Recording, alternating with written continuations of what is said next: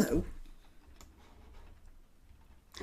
I found a delightfully reassuring piece in the Daily Telegraph the other day, and we should all celebrate the fact that we are being protected even more by the programs we use to write things with. Microsoft Word is censoring you by altering your politically incorrect language. Think of all the trouble this will save you, all the embarrassment in later years when you realise that you've used words that have been sanctioned by Microsoft. So even if the Overton window moves on, you will be protected by saying, well, Microsoft told me to say that, won't you?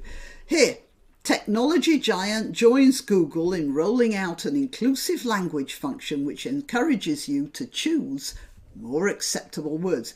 Encourages you, remember, it doesn't force you, not for the time being.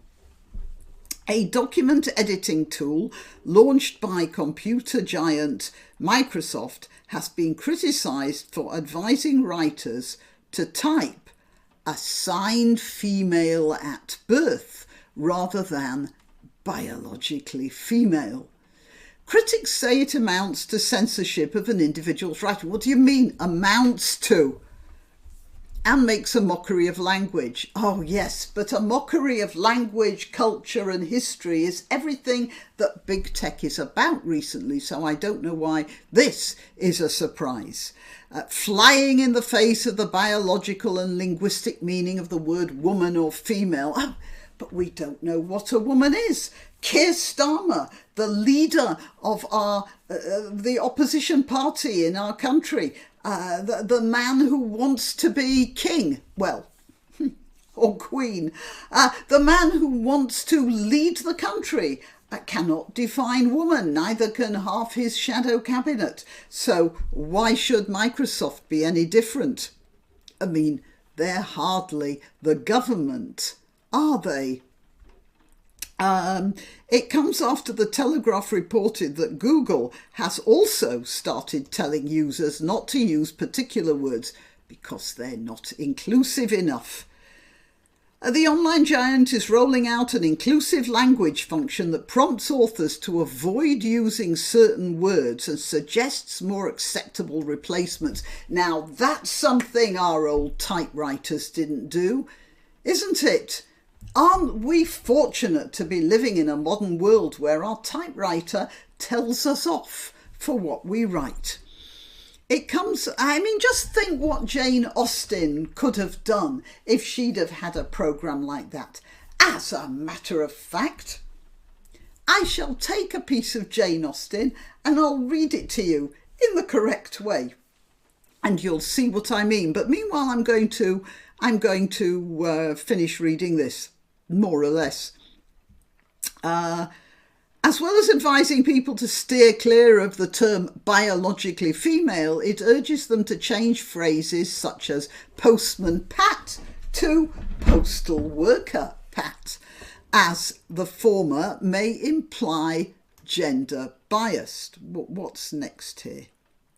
It also recommends amending Mrs. to Ms, including changing Mrs. Thatcher to Ms. Thatcher, apparently ignoring the fact that Mrs. Thatcher was not her birth name. I mean, she was not the name, that was not the name she was assigned at birth. She took her husband's name when she got married. Critics have objected in particular to the biological definition of a woman being flagged as potentially offensive. That's not all. It's all the stuff around it. Concentrating on that is actually being deflected. What do they mean by gender bias? Why are they suggesting that the perfectly descriptive phrase biological female might apply a gender bias? Why would they presume that assigned female at birth might be better? It seems, well, let's see, what's next? I'm just scrolling through this.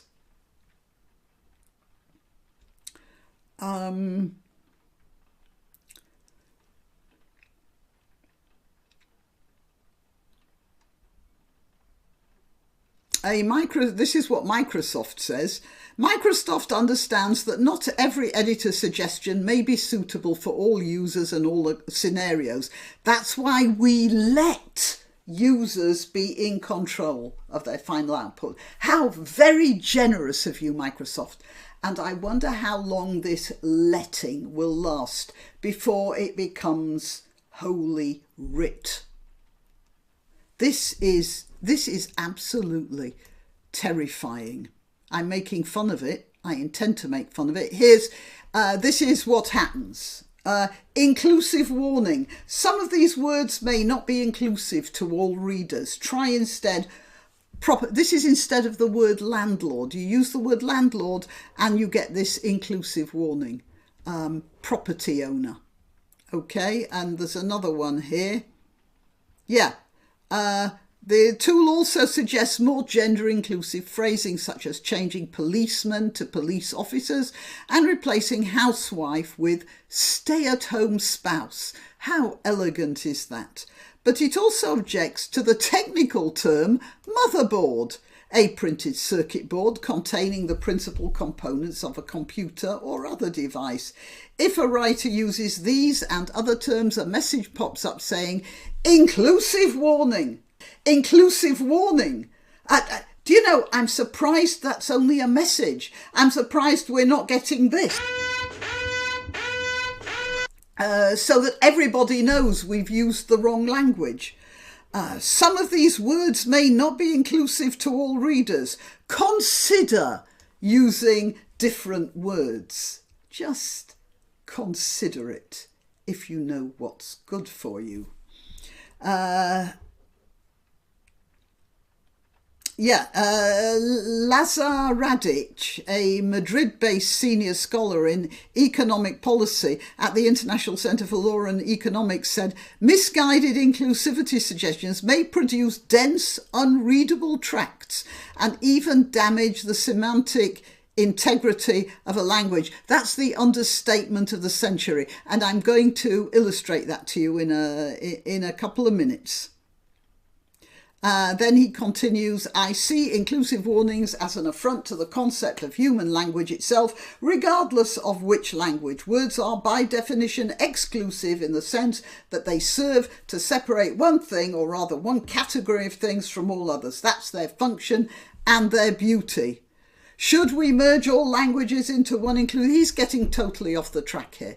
The fact is that Microsoft are trying to mould the way we think, make the world incomprehensible, and make us their servants, because when we can't speak what we want and have to go to Microsoft for advice, that's when we will start doing what Microsoft tells us to do. Right, and here I have here the original of the first page of Pride and Prejudice, and I'm going to read it in Microsoft translation. So, are you sitting comfortably? Then we shall begin. It is our truth that a bachelorix in possession of good fortune must be in want of a significant other. However little known the feelings or views of such an individual may be on his or her first entering a commune, this truth is so well fixed in the minds of the surrounding kinship groups that this person is considered as the rightful property of someone or other of those individuals identifying as female. My dear Mix Bennet, said their partner to them one day, have you heard that Netherfield Park is let at last? Mix Bennet replied that they had not. But it is, returned he or she, for Mix Long has just been here, and he or she told me all about it. Mix Bennet made no answer. Do you not want to know who has taken it? Cried his or her spouse impatiently. You want to tell me, and I have no objection to hearing it. This was invitation enough. Why, my significant other, you must know Mix Long says that Netherfield is taken by a young bachelorix of large fortune from the north of England, and that this individual came down on Monday in a chaise pulled by 4 companion animals to see the place, and was so much delighted with it that he or she agreed with Mix Morris immediately that they is to take possession before Michaelmas, and some of his or her household employees are to be in the house by the end of next week. What is their name? Bingley. Is this individual in a long-term relationship? Oh, unattached, my date friend, to be sure, an uncommitted person of large fortune, 4,000 or 5,000 a year. What a fine thing for our bleeders. How so? How can it affect them? My dear Mix Bennet, replied his homemaker, how can you be so tiresome? You must know that I am thinking of he or she forming a couple with one of them. Is that their design in settling here? Design? Nonsense! How can you talk so? But it is very likely that he or she may make a relationship with one of them, and therefore you must visit this individual as soon as they come. Right, now, isn't that better? Just keep this as a memento, because pretty soon we'll all be talking like that. And I am Graniopteryx. I am on YouTube, Rumble, BitChute and Minds. Hang on. Oh yeah, that's all right. Sorry, I thought for a minute I wasn't... I'd stopped videoing. I am on YouTube, Rumble, BitChute and Minds. I am at Graniopteryx on Twitter, Gab and Parler. And when I upload a new video, I'll let you know on one of those platforms. And what else? Yes, please like this video, share it, subscribe to the channel, make sure your subscription is still in operation, and support the channel if you can. And thanks for listening, and see you next time.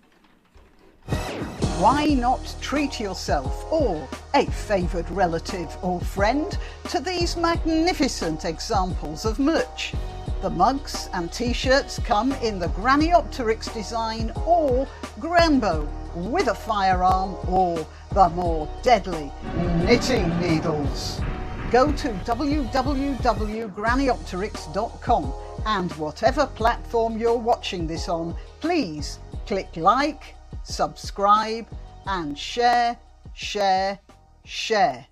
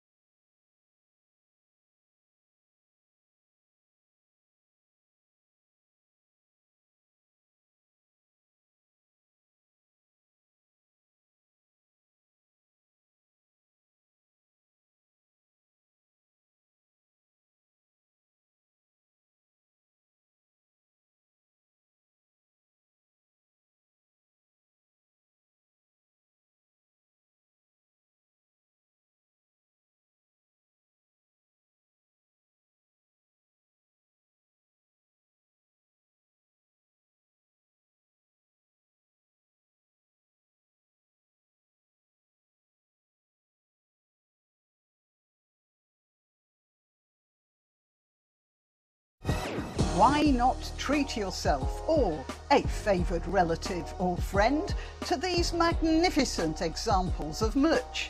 The mugs and t-shirts come in the Graniopteryx design or Grambo with a firearm, or the more deadly knitting needles. Go to www.grannyopteryx.com and whatever platform you're watching this on, please click like, subscribe and share, share, share.